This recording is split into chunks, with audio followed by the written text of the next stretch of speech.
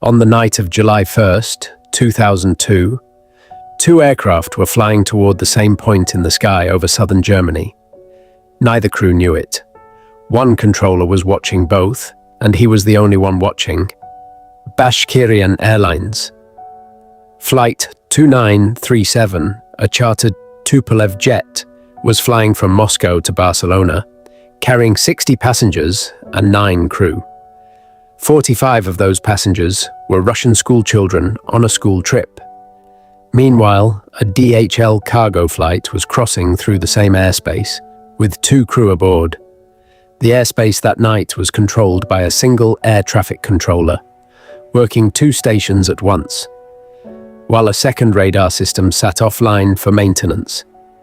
As the 2 aircraft converged, the automated collision warning systems on board both planes began issuing instructions. The Tupolev was told to climb. The cargo jet was told to descend.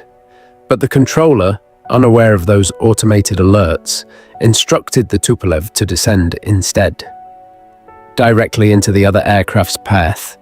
He even told the crew the other plane was on their right. It was actually on their left.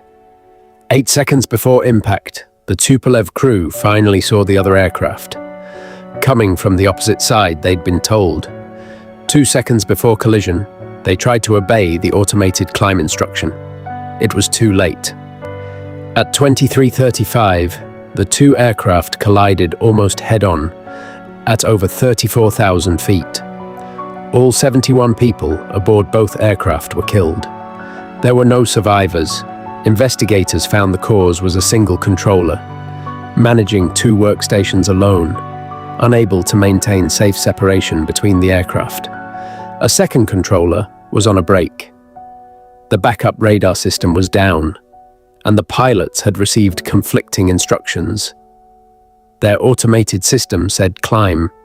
Their human controller said descend. This became one of the clearest case studies in aviation history for why automated safety systems must take priority over verbal instructions when the two conflict. Following this crash, that rule changed. Automated collision warnings now take priority over air traffic control worldwide. In 2004, one of the victim's fathers, who lost his wife and 2 children that night, tracked down and killed the air traffic controller responsible. It became one of the most haunting human aftermaths in aviation history. A monument now stands in Überlingen for the 71 lives lost that night. Every rule that protects flights today exists because of what happened above this town.